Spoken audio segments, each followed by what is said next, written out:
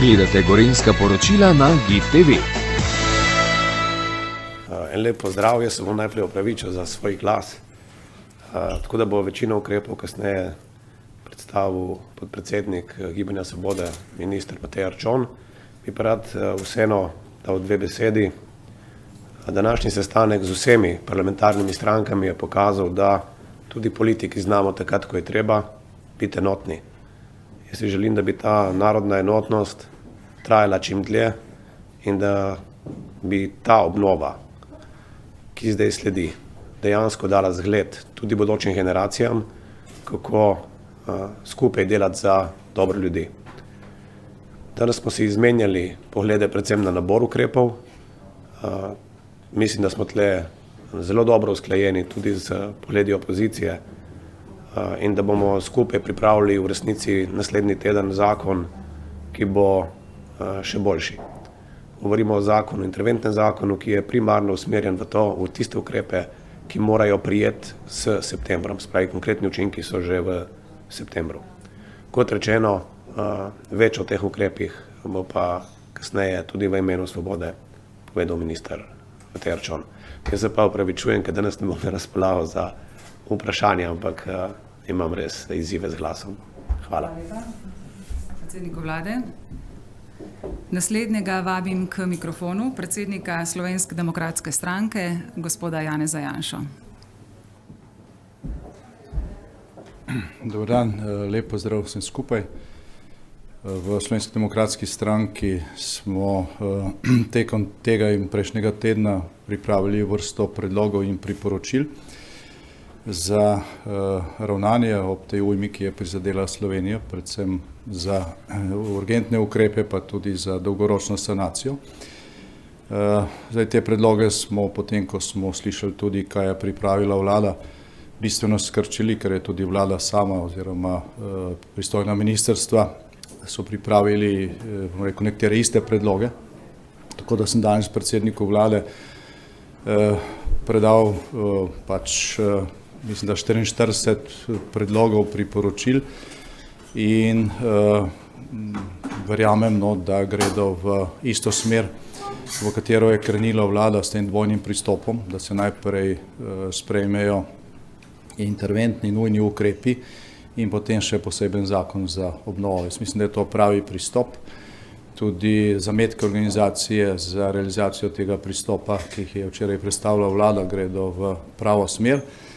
Tako da danes niti ne bi posebej naštel vse te ukrepe oziroma predloge ukrepov, ki smo jih dali, ker bomo počakali, da vlada vse to, kar so sami pripravili, kar so danes dobili tudi od strani opozicije, vključi v same zakonske predloge in veseli smo tudi te najave, da naj bi bil ta interventni zakon oziroma zakon z interventnimi ukrepi ali pa z dopolnitvijo interventnih ukrepov sprejet in uveljavljen še do konca tega meseca. Tako da bi tukaj izpostavil samo ključen predlog, o katerem smo se pogovarjali, ki pa se nanaša na vire, na finančne vire za financiranje odprave posledic te ujme. Dejstvo je, da je Slovenija dobila v skladu za okrevanje strani Evropske unije po pandemiji približno možnost za pridobitev povratnih sredstev, se pravi ugodnih posojil, v višini blizu 1% bruto domačega proizvoda. Od tega je trenutno nealociranih še 2800 milijonov evrov oziroma 2,8 milijarde. Razumemo, da aktualna vlada v začetku, ko je pripravljala novelacijo programa oziroma načrta za okrevanje, ni posegala po teh sredstvih, ker še ne tako dolgo časa nazaj in tako je bilo tudi v času naše vlade, so bila posojila na finančnih trgih praktično, zastonj, ponekod so bile celo negativne obrestne mere. Tukaj pa so bila povratna sredstva, ker ni bilo čisto natančno definirano njihova cena. Zdaj so se razmere drastično spremenile, zaposlovanje na finančnih trgih je postalo drago in sredstva, povratna sredstva iz sklada za okrevanje Evropske unije so postala atraktivna. Tako da sem vesel, da je danes tudi predsednik vlade dejal, da razmišljajo v tej smeri. Se pa mudi, kajti skrajni rok za najavo črpanja teh sredstev je 31. oziroma je konec tega meseca in do takrat bi morala vlada Republike Slovenije Evropski komisiji najaviti namero za črpanje teh povratnih sredstev za obnovo po tej ujmi. Po obisku predsednice Evropske komisije je bil dan znak, da je pač to možno. Se pravi, da so sredstva, ki so relativno ugodno za sanacijo po tej ujmi, v veliki meri pač na razpolago in bi se morali koncentrirati na ta vir. Ne bo zadosten, je pa seveda ta vsota velika za pretežni del tega, kar bomo pač rabili za samo obnovo, kjer pač neposredna škoda pri naših ocenah znaša tam med 3 in 5 milijard evrov. Zdaj pri teh sredstvih je bil doslej še pomemben zadržek, to je sam časovni okvir za uporabo teh povratnih sredstev iz sklada za okrevanje.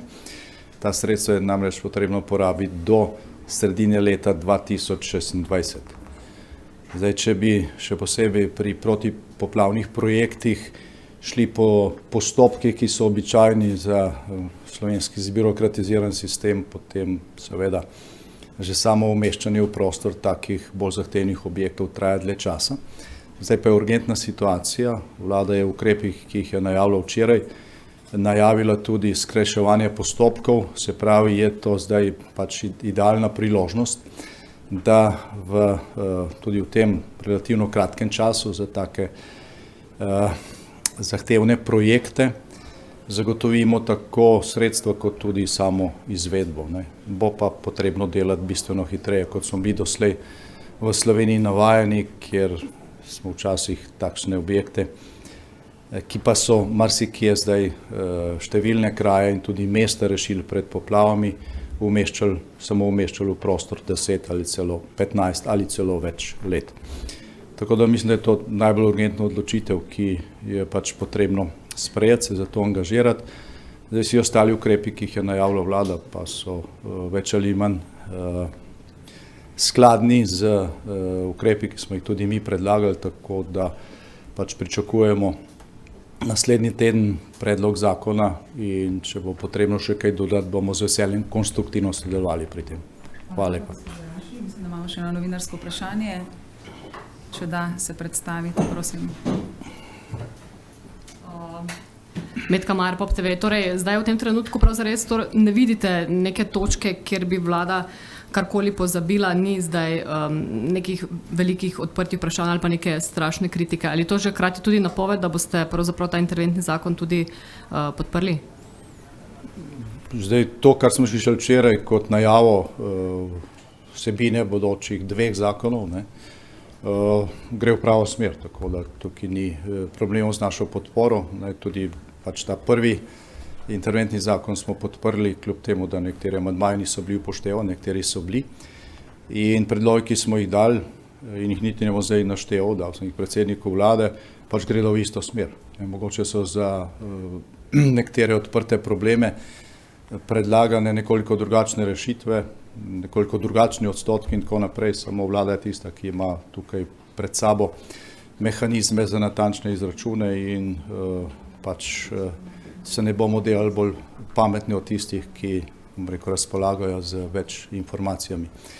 Zdaj, z dokončno oceno interventnih zakonov oziroma interventnega zakona in tudi kasneje zakona o obnovi, pa bomo seveda počakali do takrat, ko jih pač dobimo. Če bomo smatrali, da tam kaj manjka, bomo pač to skušali dodati v sami parlamentarni razpravi. In tudi današnji sestanek ste vi razumeli tako konstruktivno, torej ali imate občutek, da bo predsednik vlade prisluhnil tam, ko je treba tistim vašim predlogom? Pač predloge je predsednik vlade dobil danes v roke, prelistal jih je, pač rekel, da vidi mnogo koristnih stvari noter, tako da jaz tukaj ne verjamem, da bi vlada predloge, ki so očitno dobri, sovračala.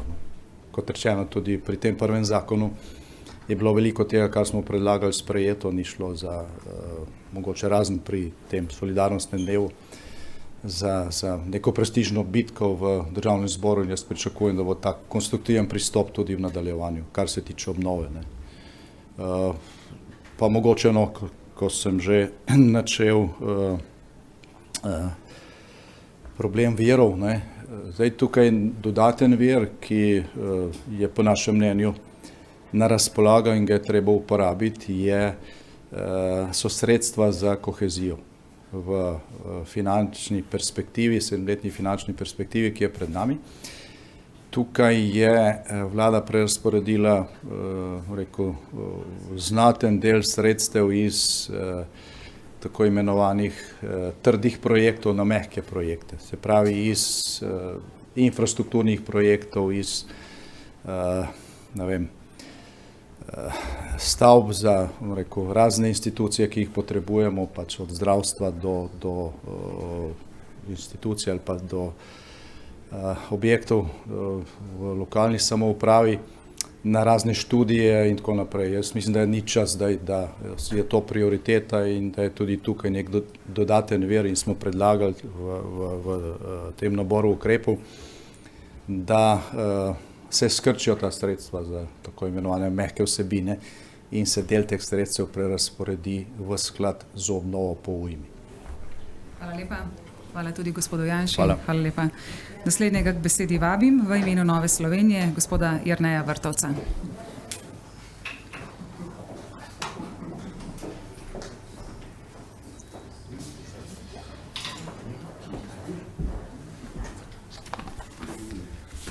Spoštovane novinarke, novinarji, vsi ostali, ki spremljate novinarsko konferenco. V Novi Sloveniji smo se z veseljem udeležili današnjega sestanka tudi pobude predsednika vlade, k pripravi različnih predlogov za sanacijo, za interventni zakon, za sanacijo poplav. V Novi Sloveniji smo včeraj vse predloge poslali, predložili predsedniku vlade ter ostalim v vladni ekipi pristojnim. Zbrali smo vse konkretne predloge, tako kratkoročne ukrepe, srednjeročne kot tudi dolgoročne. Mnogi se seveda tudi s predlogi vlade, ki so nam jih danes predstavili, tudi podvajajo oziroma so enaki. Bi pa uvodoma rad želel poudariti eno stvar. Takrat, ko so tovrstne katastrofe, vedno ljudje znamo stopiti skupaj. In vesel sem, da v tem primeru je znala stopiti skupaj tudi slovenska politika, da smo en do drugega vključujoči in da se poslušamo. Želimo pa si takšnega pristopa tudi do ljudi na drugi strani, ne samo zdaj, v času, ko so vaše kamere prižgane, v času, ko so fotoreporterji še vedno na poplavnem območju, ampak prihaja jesensko obdobje, prihaja zima in tudi takrat bodo ljudje potrebovali našo pomoč. Kar se tiče Nove Slovenije, bo v tem celotnem obdobju, vse dokler ne bo zadnja hiša popravljena, vse dokler ne bo zadnji vodotok saniran in zadnja cesta sanirana, bo Nova Slovenija igrala zelo konstruktivno vlogo. Konstruktivno vlogo tudi s tem, da bo predstavljala pozitivne predloge, kako sanirati posledice nedavnih poplav. Kar se tiče naših predlogov, ki smo jih tudi izpostavili pri predsedniku vlade, bi rad kot kratkoročen ukrep izpostavil eno nujno potrebnost, in sicer sanacija vodotokov. Tukaj treba okrepiti vse ekipe, tako DRI-ja, Družbe za razvoj infrastrukture, kot tudi vse gradbene ekipe, da se rečne struge ponovno uredijo, da se postavi stvari na svoje mesto pred jesenskim deževjem. Sicer bomo priča novim poplavam, novim morebitnim, bog ne daj, katastrofam, če teh stvari ne bomo uredili in nazaj postavili rečnih strug na svoje mesto, jih poglobili, odpeljali odvečen mulj, kamenje, blato in tako dalje. Gradbena infrastruktura tukaj na voljo, jaz trdim, da imamo v Sloveniji dovolj gradbenih strokovnjakov, tudi dovolj gradbenih ekip, ki lahko te stvari nemudoma pred jesenskim deževjem še uredijo. Druga pomembna stvar, ki smo jih v Novi Sloveniji predlagali kot kratkoročen ukrep, je zagotovo solidarnostni sklad. Ljudje potrebujejo pomoč takoj. Tudi vlada se s to idejo poigrava, mi predlagamo, da to lahko samostojni sklad, kjer se zbirajo finančna sredstva, ali pa je to sklad v okviru SID banke, zaradi tega, ker SID banka v bistvu ustanovljena s tem namenom. To je še banka, ki je pač v državni lasti, investicijska banka in jo lahko porabimo prav v ta namen. In sem vesel, da tudi tukaj na drugi strani je posluha in je posluh za to zgodbo. Pomembna stvar, če želimo kratkoročno odpraviti posledice, pa so tudi spremembe dolgotrajnih postopkov. In to se lahko uredi kratkoročno. Tukaj imamo zakon o javnem naročanju.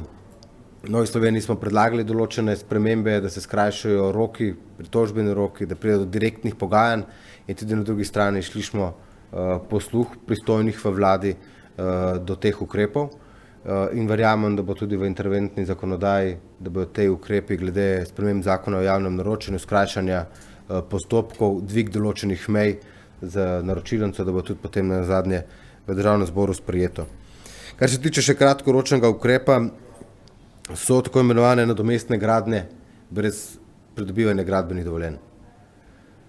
To gre za zelo kratkoročen ukrep, če želimo določene stvari in hitro postaviti stvari na svoje mesto, zgraditi mostove, obnoviti cestno infrastrukturo, potem je nujno, da se uredi nadomestne gradnje, da zdaj ni potrebno pridobivati novih postopkov do gradbenih dovoljenj tam, ker smo že imeli obstoječe gradbena dovoljenja in so bila ta popolna in dobra.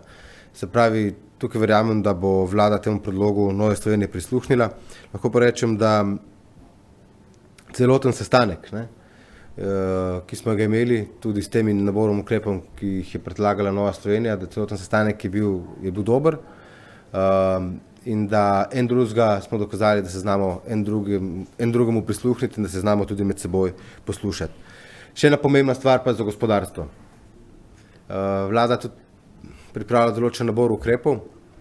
V Novi Sloveniji predlagamo še enega, in sicer subvencioniranje obrestnih mer za nabavo uničenih strojev in opreme. Mnogo podjetij v Savinjski dolini in na Gorenjskem je popolnoma uničenih. Imajo uničene stroje, to so velika podjetja, lahko so pa manjši privatniki. Te stroje veliko njih je imelo na kredite. Če želijo ohraniti pa delovna mesta, če želijo ohraniti svojo proizvodnjo, pa nemudoma potrebujejo nove zagone. V Novi Sloveniji zaradi tega predlagamo, da se jim pomaga z subvencioniranjem obrestnih mer, da lahko nabavijo takoj nove stroje, da ne izgubijo kupcev. Nekateri, ki jih poznamo, so celo proizvodno ta trenutek naročajo dražje te iste izdelke v tujini, zaradi tega, da jih lahko prodajo naprej, da obdržijo kupce. Mi pač predlagamo, da se nemudoma tem ljudem, tem podjetjem nemudoma pomaga pač na ta način, da se subvencionira obrestne mere. Za konec, gospe in gospodje, zagotovo je potrebno ta trenutek odpraviti birokratske ovire, da se lahko in ljudem in na drugi strani javni infrastrukturi, da se zagotovi nemudna, nemotena obnova. Če birokratskih ovir ne bomo odpravili, potem bomo priča še dolgotrajnim, dolgoročnim odpravljanjem omenjenih posledic v ime. Hvala lepa. Kakšno vprašanje? Metka Majer, POP TV. Gospod Vrtovec, vi ste včeraj predstavili tudi predlog, da bi se ustanovilo državno podjetje po vzoru 2TDK. Ste danes karkoli o tem govorili ali dobili kakršnokoli povratno informacijo na to temo? Glejte, mi smo govorili tudi o tem predlogu, ki je v ustvarjeni Nove Slovenije v okviru DRI-ja pa DRI inženirjev. Lahko rečem, da sam sem izpostavil, da je potrebno DRI, Družbo za razvoj infrastrukture, ki zaposluje 400 ljudi v državni lasti, da treba jo pač okrepiti in da treba ta namen porabiti. Tukaj zdaj ne gre nujno, da bi imeli novo institucijo, ampak lahko v okviru DRI-ja se zbere Under Blair Project, se pravi te strokovnjake, in kot predstavniki vlade tudi zagotovili, DRI je že v uporabi, njihove kapacitete, njihovi inženirji so že na voljo in tega sem zelo vesel. S temi ljudmi sem delal 2 leti in lahko rečem, da imamo izvrstne strokovnjake na DRI-ju in da bojo kos tej nalogi. Hvala lepa. Hvala lepa, gospod. Najlepša hvala. Naslednjo k besedi vabim predsednico Socialnih demokratov, gospod Tanjo Fajon. Dobar dan. Lepo pozdravljeni. Zdaj za nami je en pomemben sestanek, pomemben, ker smo skupaj z vodjama opozicije pregledali te nujne interventne ukrepe. Sestanek je bil res zelo konstruktivne narave. Slišali smo tudi tiste ključne predloge opozicije, tudi strani vlade, koalicije, predstavili in tudi naših strank svoje poglede. Pomembno je zdaj, da res izkoristimo v naslednjih dneh, tednih priložnost, da drugače mogoče kot leta 1990, ko so bile velike poplave, saniramo, obnovimo infrastrukturo, hiše, vso škodo, ki je nastala. Danes smo govorili tudi o teh ključnih izzivih v prihodnjih dneh sestaviti finančno konstrukcijo. Zavedamo se, da bo škoda več milijardna in če je škoda recimo 3 milijarde, to pomeni obnova vsaj 5 milijard.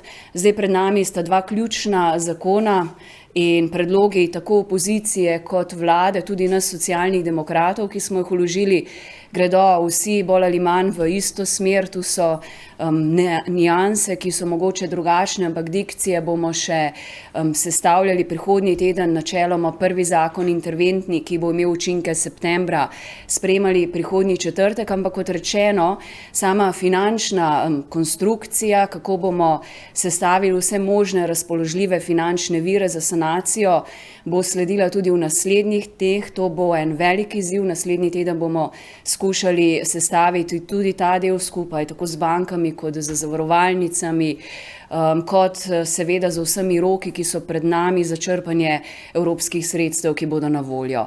Zdaj je ključno, da res stojimo skupaj, da porabimo vse resurse, ki so v državi na voljo, v znanje in potencial, in da res naredimo to, kar je ključno, najprej, da vsi tisti ljudje, ki so izgubili vse in ki so res tudi podjetja izgubila vse, da se tistim najprej pomaga in da z ukrepi res priskočimo na pomoč prizadetemu prebivalstvu Slovenije. Mogoče še to, tudi ta odločitev v interventnem zakonu, da bo vsaka druga sobota solidarna sobota v mesecu. Nekaj podobnega smo poznali leta 1990, ko smo delali 2 soboti na mesec in da podjetja takrat dajo ves dobiček v poplave, v sklad za obnovo, ki ga prav tako z interventnim zakonom obnavljamo. Se mi zdi, da je ena taka spodbudna gesta, ki bo dobrodošla tudi pri zbiranju finančnih sredstev. In ker se bliža tudi Blejski strateški forum konec avgusta, lahko povem, da ob zelo močni udeležbi, skoraj 3000 ljudi letos, preseglo bo spet pričakovanja, bomo sam dogodek obarvali prav tako dobrodelno in z dobrodelnimi sredstvi, ki jih bomo zbirali na samem dogodku, prispevali tudi za obnovo poplav, prispevali v ta sklad, kot rečeno, za obnove. Socialni demokrati smo sestavili skupaj z župani, z terenom, z vsemi, ki smo te dni res aktivno delovali, svoj nabor ukrepov. Lahko rečem, da v večini gredo ukrepi v isto smer, so tudi upoštevani in seveda vlada naslednje dni trdo dela naprej. Hvala lepa. Kakšno vprašanje? Če ne, potem se zahvaljujem tudi gospe Fajon in vabim k besedi koordinatorja Levice, gospoda Luko Mesca.